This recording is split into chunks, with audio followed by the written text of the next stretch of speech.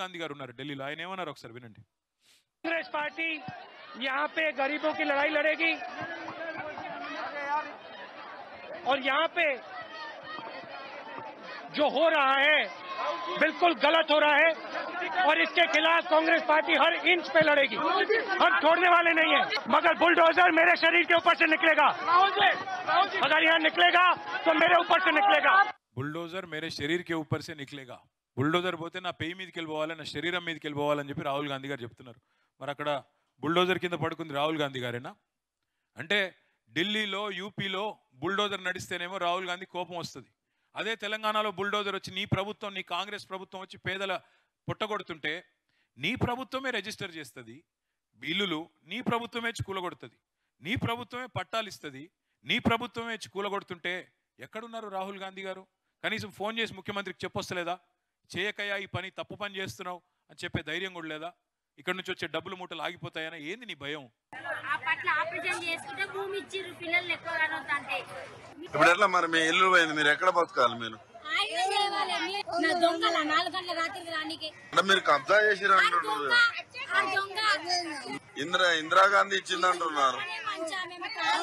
మళ్ళా ఇక్కడ విచిత్రమైన విషయం ఇది కొండాపూర్, శేర్లింగంపల్లి మండలం కొండాపూర్లో ఈ సైటు. ఇక్కడ 1980లో ఇందిరాగాంధీ గారు ఇంకా అప్పటికి బతుకున్నారు, 84 దాకా.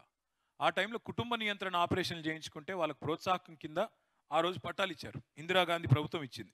దాని పేరు ఇందిరమ్మ కాలనీ అనుకుంటా కొండాపూర్లో.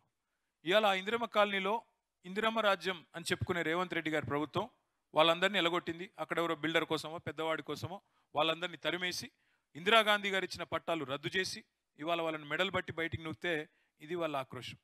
హైడ్రా చేసేది కరెక్టే అయితే అర్ధరాత్రులు, అపరాత్రులు, శనివారాలు, ఆదివారాలు ఎందుకు వస్తారండి? నోటీస్ ఎందుకు ఇవ్వరు? నిజంగా నువ్వు న్యాయబద్ధంగా, ధర్మబద్ధంగా నువ్వు చేసే పని కరెక్టే అయితే నోటీస్ ఇవ్వడానికి, ప్రజల దగ్గర ఉన్న కాగితాలు చూడడానికి నీకు వచ్చిన ఇబ్బంది ఏంది? తెలంగాణలో సామెత ఉంది, ఓడ మీద ఉన్నప్పుడు ఓడమల్లన్నా, ఒడ్డుకెక్కినాక బోడమల్లన్నా అని. ఒక్కసారి ఇప్పుడు ముఖ్యమంత్రి రేవంత్ రెడ్డి గారు ఆనాడు ప్రతిపక్షంలో ఉన్నప్పుడు ఏం మాట్లాడారో అది కూడా చూడండి ఒక్కసారి. అయ్యప్ప సొసైటీలో ఉన్న పలంగా రూపాయి జమేసి ఉద్యోగస్తులు 200 గజాలు 400 గజాల కట్టుకుంటే జేసీబీలు పెద్ద పెద్ద మిషన్లు తీసుకెళ్ళి పాపం నేలమట్టం చేసిండు. క్రిమినల్ వేస్ట్, ఇసుక, సిమెంటు, మిగతాయి చట్టంలో ఒకవేళ ఇర్రెగ్యులారిటీ జరిగినా రెగ్యులరైజ్ చేయడానికి చట్టంలో నిబంధన ఉంది. రెగ్యులరైజ్ చేయడానికి you have a certain rules and regulations. Criminal వేస్ట్గా మొత్తం ఉన్న పలంగా నేలమట్టం చేయాల్సిన అవసరం ఉందా సార్?